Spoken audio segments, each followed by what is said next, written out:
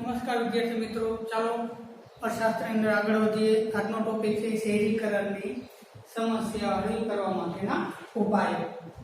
વિદ્યાર્થી મિત્રો, આપણે જોયું કે અનિયંત્રિત શહેરીકરણ ઝડપથી વધી રહ્યું છે। આ અનિયંત્રિત શહેરીકરણની અંદર તો કે હકારાત્મક અને નકારાત્મક અસરો આપણે જોઈએ। તેમાંથી હકારાત્મક અસર કરતા નકારાત્મક અસરનું જે બળ છે એ વધારે પડતું આપણને જોવા મળે અને નકારાત્મક અસરના કારણે અનેકવિધ સમસ્યાઓ છે એ શહેરી વિસ્તારની અંદર આપણને જોવા મળે છે। તો આ અનેકવિધ સમસ્યાઓને જો હળવી નહીં કરવામાં આવે અથવા તો એનો ઉપાય કરવામાં નહીં આવે તો ગંભીર સ્વરૂપ ધારણ કરશે। તો આ ગંભીર સ્વરૂપ ધારણ કરે એ પહેલા સરકાર તરફથી એમાં ઉપાયો છે એ કરવા જોઈએ અને શહેરીકરણ જે લાભ પ્રાપ્ત થવા જોઈએ એ લાભ તો કે ગરીબમાંથી ગરીબ લોકોના ફાળે છે એ જવા જોઈએ। તો આજનો આપણે જોવા જઈએ કે ભાઈ સમસ્યા હલ કરવા માટેના ઉપાયની અંદર પહેલો ઉપાય છે નીતિ વિષયક પગલાઓ।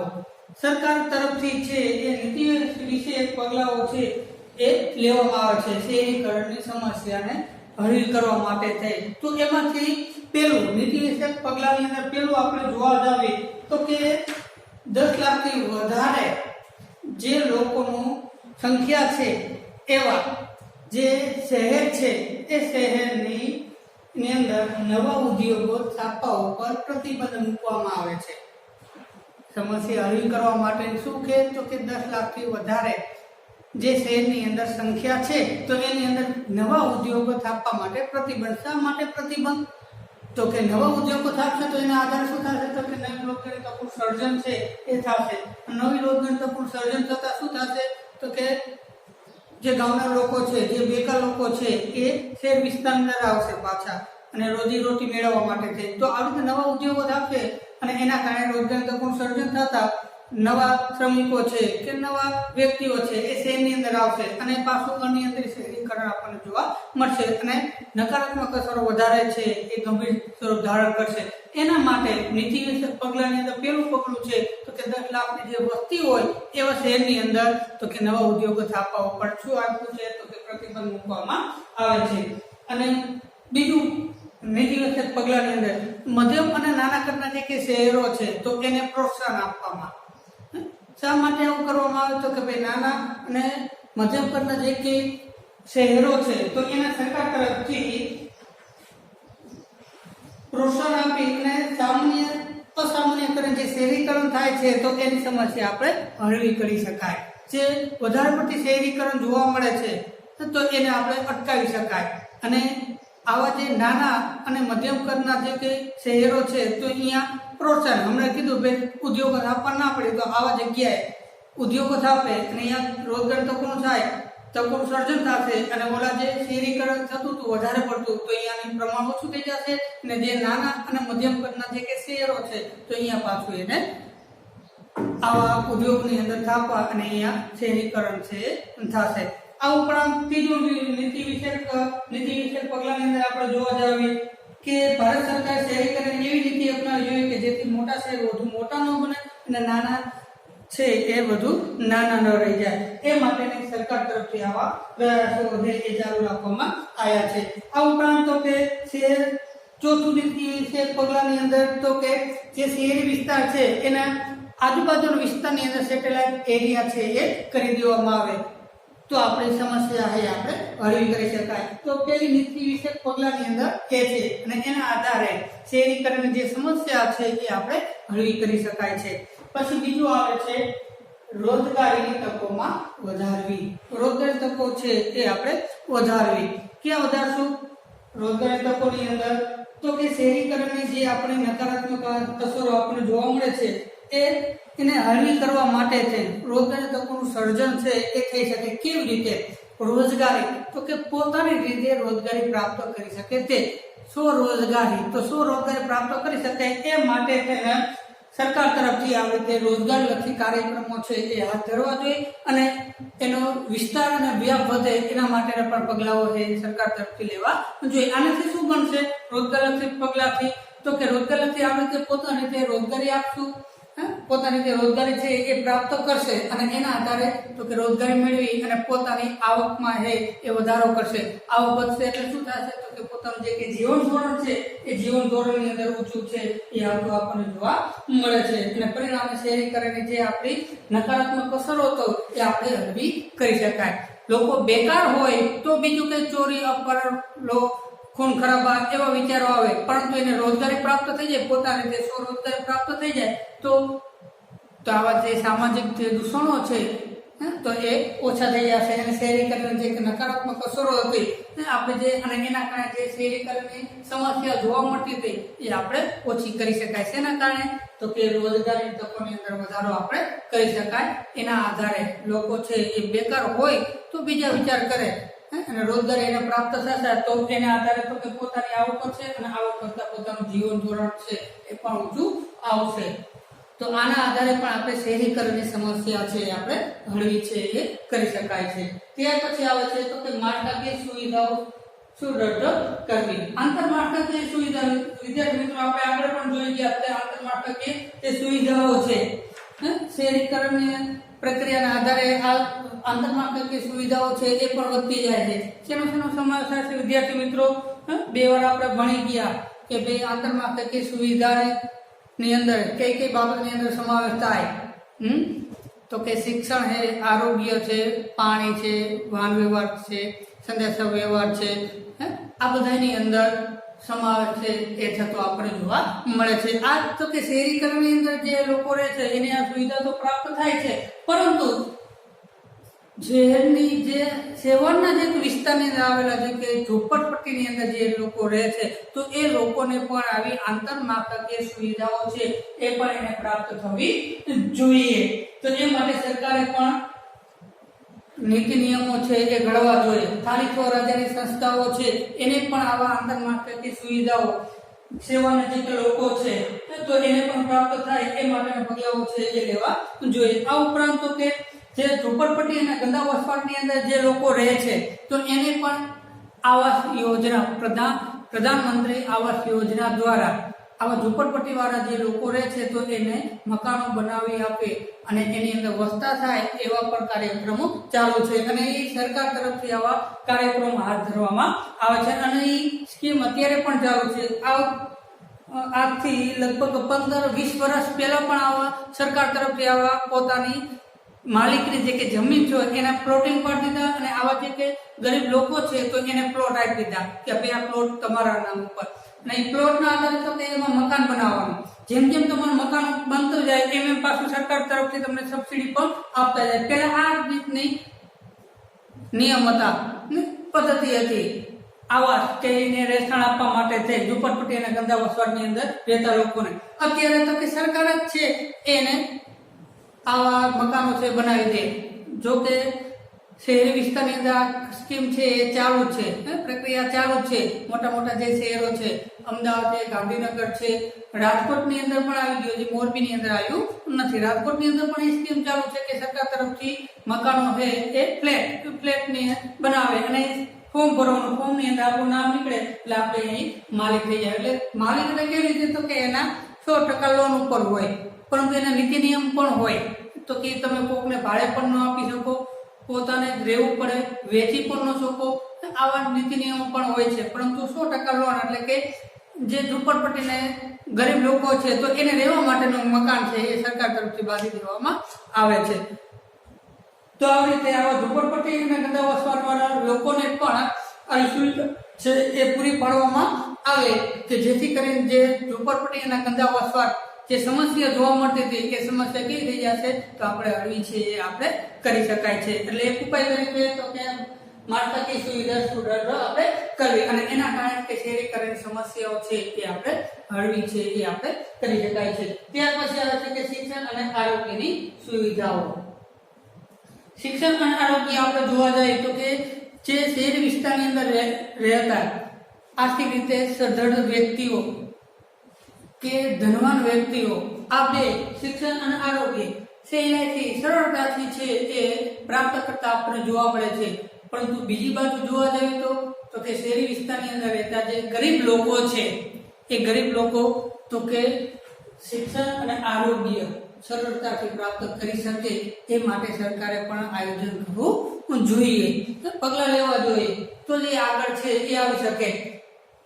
અને સરકારને અત્યારે નિયમ પણ એવો છે કે ભાઈ શિક્ષણની બાબતની અંદર જોવા જઈએ આપણે શિક્ષણની અંદર તો કે 6 થી 14 વર્ષના બાળકોને મફત અને ફરજિયાત શિક્ષણ છે. કેવું? 6 થી 14 વર્ષના બાળકોને મફત અને ફરજિયાત શિક્ષણ જોવા મળે છે. આ નીતિ આપણને જોવા મળે છે. અને આ ઉપરાંત તો કે પ્રાથમિકની અંદર જે વિદ્યાર્થી ભણે છે એને તો મફત શિક્ષણ છે, સાથે શું હોય તો કે ચોપડા પણ એને આપવાનું, પાઠ્યપુસ્તક પણ સરકાર તરફથી આપવામાં આવે છે. આ ઉપરાંત તો કે ગરીબ લોકો હોય તો એને તો કે શિષ્યવૃત્તિ પણ આપવામાં આવે છે. યુનિફોર્મ પણ સરકાર તરફથી એને આપવામાં આવે છે. તો આવી એને પ્રોત્સાહન રૂપે પણ આપવામાં આવે, મફત ભણાવવાના અને આવી રીતે એને પ્રોત્સાહન આપવામાં આવે. શા માટે? તો કે ગરીબ લોકો છે એ શિક્ષણ પ્રાપ્ત કરી શકે, સહેલાઈથી શિક્ષણ પ્રાપ્ત કરી શકે. અત્યારે પણ એવું ચાલુ છે. આ ઉપરાંત આગળ જેમ જેમ વધતા જાય એમ શિષ્યવૃત્તિ તો આવતી જ જાય. એમાં એસટી વાળા હોય કે ઓબીસી વાળા વિદ્યાર્થી હોય તો એને પણ એ પ્રમાણેની શિષ્યવૃત્તિ મળતી જાય છે કે જેથી કરી શિક્ષણ છે એ પ્રાપ્ત કરી લે. અત્યારે જોવા જઈએ તો ગરીબ લોકો છે એ પ્રાઇવેટ સ્કૂલની અંદર ન ભણી શકે ફી ઊંચી હોવાના કારણે. તો એ સરકારે શું નિયમ કર્યો તો કે આરટીઈ ના આધારે તો કે જે તે પ્રાઇવેટ સ્કૂલો છે એમાંથી 25% અનામત રાખવાનું. માની લો કે પહેલા ધોરણમાં 100 વિદ્યાર્થીઓ હોય તો એમાં તો કે 25 વિદ્યાર્થીઓ સરકાર અમને આપે, એટલે જે તે સ્કૂલને આપે, સરકાર નક્કી કરે. ગરીબ લોકો છે એ ફોર્મ ભરે અને ફોર્મના આધારે જે તે સ્કૂલની અંદર એડમિશન લઈ શકે અને એની ફી તો કે સરકાર ભરે. જે તે સ્કૂલની ફી હોય એ ફી તો કે સરકાર છે એ બાળકની ફી ભરી દે છે. આ ઉપરાંત તો કે સરકાર છે એ જે બાળક ગરીબ છે એને સ્કૂલની અંદર ભણે છે તો સરકાર એના મા બાપને વાલીને પણ 3000 રૂપિયા આપે છે. શા માટે? તો કે શિક્ષણની સુવિધા મેળવી શકે એટલા માટે થઈ. આની સાથોસાથ તો કે આરોગ્યની સુવિધાઓ. હવે આરોગ્ય વિદ્યાર્થી મિત્રો જોવા જાવી તો અતિ આધુનિક આરોગ્યની સુવિધાઓ ગરીબ લોકો છે અહીંયા સુધી પહોંચી શકતી નથી. એને અતિ આધુનિક હોસ્પિટલની અંદર એડમિટ થવું છે, પોતાનો રોગ છે એનું નિદાન કરાવવું છે, પરંતુ એની ફી એવડી મોટી હોય છે કે અહીંયા નિદાન કરાવી શકતો નથી. તો એના માટે પણ સરકારે છે એ સ્કીમ છે માં અમૃત કાર્ડ કઢાવવા જાવ તો એના આધારે તો કે 3 લાખ સુધીની જે કે ફી થાય, ખર્ચો થાય એ સરકાર છે ભોગવે છે. એ કાર્ડ તમારી પાસે હોવું જોઈએ. તો એના આધારે તો કે ગરીબ લોકો છે શિક્ષણ પણ પ્રાપ્ત કરી શકે અને આરોગ્યની સુવિધાઓ છે એ પણ એ પ્રાપ્ત કરી શકે. તો આ રીતે શિક્ષણ અને આરોગ્યની સુવિધાઓ છે એ શહેરીકરણના કારણે જે ગરીબ લોકો છે તો એને આ શિક્ષણ અને આરોગ્યની સુવિધાઓ છે એ પ્રાપ્ત થતા શહેરીકરણની જે સમસ્યાઓ છે એ આપણે હળવી છે એ કરી શકાય. આપણે આવી જાય મહત્વનું શિક્ષણ આવી જાય એટલે સમસ્યાઓ છે હળવી કરી શકાય છે. સમસ્યા ક્યાં જોવા મળે તો કે જે ગરીબ લોકો છે, અભણ વ્યક્તિઓ છે એને જાજી બુદ્ધિ હોતી નથી, કે જાજુ સમજી ન શકે એટલે સમસ્યાઓ ઊભી થતી આપણને જોવા મળે છે. પરંતુ શિક્ષણ અને આરોગ્ય મળી જાય એટલે શહેરીકરણ જે સમસ્યાઓ જે આપણને વધારે પડતી જોવા મળે છે જે કેવું થઈ જશે નીચે આપણને જોવા મળશે. ત્યાર પછીનો ટોપિક આવે છે ગૃહ અને નાના પાયા પરના ઉદ્યોગોનો વિકાસ. આવું તો આપણને ગાંધીજી પણ કહી ગયા કે ભાઈ શહેરની અંદર ગૃહ અને નાના પાયા પરના ઉદ્યોગો છે એ વિકાસ કરવો જોઈએ. શા માટે નાના ગૃહ? તો કે નાના અને ગૃહ ઉદ્યોગોની અંદર શ્રમપ્રધાન ઉત્પાદન પદ્ધતિનો ઉપયોગ કરવામાં આવે છે, એટલે કે વધારે પડતી શ્રમની જરૂર પડે છે અને મૂડીની તો કે નહીં થોડીક જરૂર આપણને પડે અને એના કારણે રોજગારી તકોનું સર્જન તો કે વધારે પડતું આપણને જોવા મળે છે. પણ આપણે શહેરીકરણની અંદર આપણે જોવા જઈએ વિદ્યાર્થી મિત્રો તો શહેરીકરણની અંદર શું જોવા મળે છે તો કે મોટા અને ભારે પાયા પરના ઉદ્યોગો છે એ આપણને જોવા મળે, એનો વિકાસ થયેલો જોવા મળે છે. તો એની સાથોસાથ એને પૂરક એટલે કે એના વિના ચાલી ન શકે. તો એવા તો કે કાં તો માલ તરીકે હોય અથવા તો અર્ધચીજ વસ્તુઓ બનાવે તો કે ગૃહ અને નાના પાયા પરના જે ઉદ્યોગ હોય એ અર્ધચીજ વસ્તુઓ વપરાશી ચીજ વસ્તુનું ઉત્પાદન કરે કે જે મોટા અને ભારે પાયા પરના ઉદ્યોગો છે તો એને કાચો માલ તરીકે છે એ ઉપયોગ થઈ શકે. તો એના આધારે તો કે નાના અને ગૃહ ઉદ્યોગોનો પણ વિકાસ છે એ સાથે સાથે આપણો થવો જોઈએ. એનો વિકાસ છે એ થવો જોઈએ.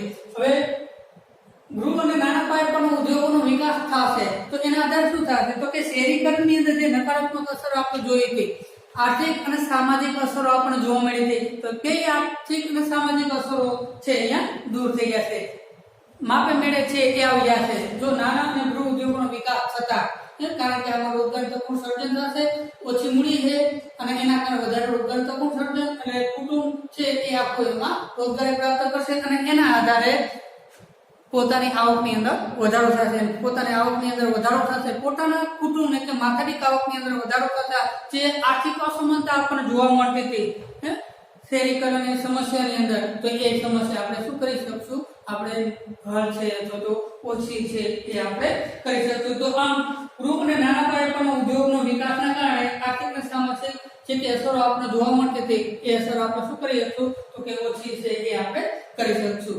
આ ઉપરાંત તો કે ગામડાઓમાં પાયાની સુવિધાઓનો વિકાસ, ગામડાઓમાં છે એ અત્યાધુનિક છે કે આંતરમાળખાકીય જે સુવિધાઓ છે એને પ્રાપ્ત કરશું તો કે શહેરીકરણ જે થઈ છે તો એ હવે બંધ થશે. એના ગામડાની અંદર પોતાની રોજીરોટી છે એ પ્રાપ્ત કરતા આપણે જોવા મળશે. તો ગામડાની અંદર તો કે ઉચ્ચ શિક્ષણ પ્રાપ્ત થવું જોઈએ, શિક્ષણની વધારે તકો પ્રાપ્ત થવી જોઈએ, તે માટે સરકારે પગલાં લેવા જોઈએ. આ ઉપરાંત તો કે આરોગ્યની સુવિધાઓ છે એ આરોગ્યની સુવિધાઓ પણ પ્રાપ્ત થવી જોઈએ.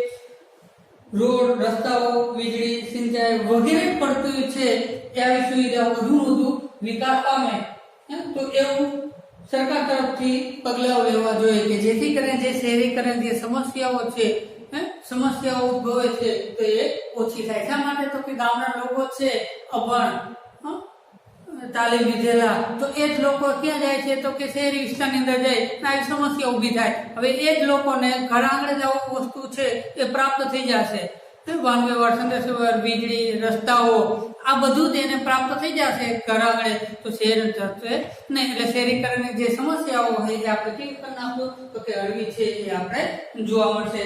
એટલે તો કે ગામડાની અંદર આવી સુવિધાઓ આપણને પ્રાપ્ત થતા જે શહેરીકરણની જે ભારણ છે એ ઘટશે. ગામડાની અંદર ગામડા લોકો છે એ ગામડાની અંદર રહેશે અને શહેરની અંદર જશે ને એટલે શહેરીકરણની ઉપર જે ભારણ હતું વધારે પડતું તો એનું પ્રમાણ કેવું થઈ જશે તો કે ઘટતું આપણે જોવા મળશે. એટલે શહેરીકરણ જે નકારાત્મક અસરો હતી તો એનું પ્રમાણ પણ ઘટશે અને શહેરીકરણ જે સમસ્યાઓ હોય એ કેવી થઈ જશે હળવી. તેના કારણે તો કે ગામડાઓના પાયાની જે સુવિધાઓ છે એનો વિકાસ કરવાથી, એ સુવિધાઓ એને ગામડાની અંદર છે એ આપવાથી શહેરીકરણ જે સમસ્યા છે એ આપણે હલ છે એ કરી શકાય છે. પછી છેલ્લો ટોપિક આવે છે કે વહીવટી વ્યવસ્થા સુદૃઢ કરવી. આગળ આપણે જોયું હતું કે ભાઈ શહેરીકરણની નકારાત્મક અસરને કારણે જે કાયદા વ્યવસ્થા છે તો એની સમસ્યા આપણને જોવા મળે છે, સામાજિક દૂષણો ફેલાવતા આપણને જોવા મળે છે. શા માટે તો કે એને નક્કી કરી અપેક્ષા પ્રમાણે રોજગારી પ્રાપ્ત કરી શકે એવી અપેક્ષા આવે તો ગામડું મૂકીને શહેરની અંદર તો એના અપેક્ષા પ્રમાણે એને રોજગારી પ્રાપ્ત ન થઈ. રોજગારી પ્રાપ્ત ન કરી પ્રયત્ન કરવા છતાંય પણ હવે શું કરશે તો કે ચોરી, અપહરણ, ખૂન ખરાબા, તો આ તો કે વહીવટી તંત્ર છે એ કેવું થાય ખોળવાઈ જાય. એની જે પરિસ્થિતિ એ કથળતી જતી આપણને જોવા મળે છે. તો એના માટે તો કે આવી જે વહીવટી વ્યવસ્થા છે એ શું કરવી પડે, સુદૃઢ એ કરવી જોઈએ. આ ઉપરાંત તો કે શહેરી વિસ્તારની અંદર આપણે શું જોવા મળશે તો કે વહીવટની વ્યવસ્થા કરે છે તો એની અંદર સંકલનનો અભાવ આપણને જોવા મળે છે. બધા એક થઈને રહેતા આપણને જોવા મળતા નથી. સરકારી કર્મચારીઓ એટલે થઈને રહેતા આપણને જોવા મળશે ને એ કેમ કે ભાઈ આમ કરવું છે, એ કેમ કે ના એમ ન કરે આમ કરવું છે, તો આવી રીતે સંકલનનો અભાવ આપણને જોવા મળે છે. પરંતુ જો શહેરીકરણની સમસ્યા હળવી કરવી હોય તો આવો સંકલનનો જે અભાવ છે એને આપણે દૂર કરવી જોઈએ. ગુડ ગવર્નમેન્ટ છે, સારી વ્યવસ્થા છે એ આપણે ઊભી છે એ કરવી જોઈએ. તો જ આપણે જે કે નકારાત્મક અસરો છે, જે કે સમસ્યા છે તો જ આપણે હળવી છે એ આપણે કરી શકાય છે. નકર તો એમ સમસ્યા છે એ આપણે જોવા મળે છે. અને આ ઉપરાંત જે કે વહીવટી વ્યવસ્થા છે, નીતિ નિયમો છે, કાયદાઓ એ કેવો થવો જોઈએ? કડક રીતે પાલન થવું જોઈએ. સંકલન તો એનો અભાવ હતો એ દૂર કરી અને નીતિ નિયમો તો કે કડક રીતે પાલન થવું જોઈએ, પરંતુ કડક રીતે પાલન થતું નથી. શા માટે? તો ઉદાહરણ તરીકે આપણે જોઈએ કે ભાઈ ફરજિયાત 4 ટુ વ્હીલ જાઓ, બાઇક લઈને જાઓ તો હેલ્મેટ જોઈએ, 4 વ્હીલ લઈને જતા હોય તો સીટ બેલ્ટ બાંધેલો હોવો જોઈએ. આ નિયમ છે, પણ નિયમ કોને લાગુ પડે? બધા માટે નિયમ લાગુ પડે છે, પણ હેલ્મેટ પહેરેલા વિના 80% ઓછામાં ઓછા 80% લોકો કેવા હે તો હેલ્મેટ પહેર્યા વિના જતા, ખાલી 20% એવા હશે કે એ નિયમનો ફોલો કરતા હશે તો અથવા એ નિયમનું પાલન છે એ કરતા આપણને જોવા મળે છે. હાલો, 4 વ્હીલર એટલે સીટ બેલ્ટ તો બાંધી દે, પણ હેલ્મેટ પહેરવામાં આ છે તો કે કડક નીતિ નિયમો છે એ ઘડવા જોઈએ. અને એના માટે તો કે જે ગ્રાહકો છે, જે વ્યક્તિ છે, નાગરિક છે, તો એના માટે જાગૃતિ લાવવા એના માટેના કાર્યક્રમ પણ યોજવા જોઈએ કે જેથી કરીને આ નીતિ નિયમો છે એ સખત રીતે પાલન છે એ થવું જોઈએ. અત્યારે આપણે જોવા જઈએ કોરોના વાયરસ છે, મહામારી જોવા મળે છે આપણે, તો એમાં પણ નીતિ નિયમનું પાલન નથી કરતા. માસ્ક પહેરવું જોઈએ તો માસ્ક કોણ પહેરે છે? એ શરૂઆતની અંદર હતું માસ્ક પહેરે, અત્યારે માસ્ક પણ પહેરતા નથી. સોશિયલ ડિસ્ટન્સિંગનું પાલન કરવું જોઈએ, દૂર ઊભું રહેવું જોઈએ, તો એ પણ જોવા મળતું નથી. લોકડાઉન હતું તેમ છતાંય લોકો છે એ બહાર જતા આપણને જોવા મળતા હતા. તો એના કારણે આ જે ચેપી રોગ કોરોના તો એ ફેલાતો આપણને જોવા મળે છે. અત્યારે આપણે જોવા જઈએ તો આપણે 4 લાખની આજુબાજુની અંદર આપણો આંકડો પહોંચી ગયો છે. નકર તો એમ હતું કે ભાઈ 1 લાખ હોય, 1 લાખ આપણો ભારત દેશની અંદર દર્દીઓ છે, પણ 1 લાખ શું 4 લાખની આજુબાજુમાં આપણને જોવા મળે છે. તો હજી પણ આવા સંક્રમિત તો થતા જ રહે છે, તો એનું હલ કરવા માટે થઈને તો કડક પાલન થવું જોઈએ. નીતિ નિયમો જે કંઈ ઘડે છે તો નીતિ નિયમોનું કડક પાલન થાય તો જ આપણું જે કે સમસ્યા છે આપણે હળવી કરી શકાય. ચાલો, આપણો ટોપિક હતો તો કે ભાઈ જે વ્યવસ્થા તંત્ર છે વહીવટી કે સ્થાનિક સ્વરાજ્ય સંસ્થાઓ છે તો એને કડક રીતે પાલન કરવું જોઈએ. અને એના માટે અને જે ગ્રાહકો છે તો કે વ્યક્તિઓ છે કે નાગરિકો છે તો એને પાલન કરવા માટેના નીતિ નિયમો કે કાયદાઓ છે કે એને જાગૃત કરવા માટેના કાર્યક્રમો યોજવા જોઈએ, તો જ આપણું વ્યવસ્થા તંત્ર સુદૃઢ આપણે કરી શકાય. અને એના કારણે આપણે શહેરીકરણ જે સમસ્યાઓ છે તો આપણે હળવી કરી શકાય. ચાલો, આટલો ટોપિક આપણો હતો શહેરીકરણની સમસ્યા હળવી કરવાના ઉપાયો.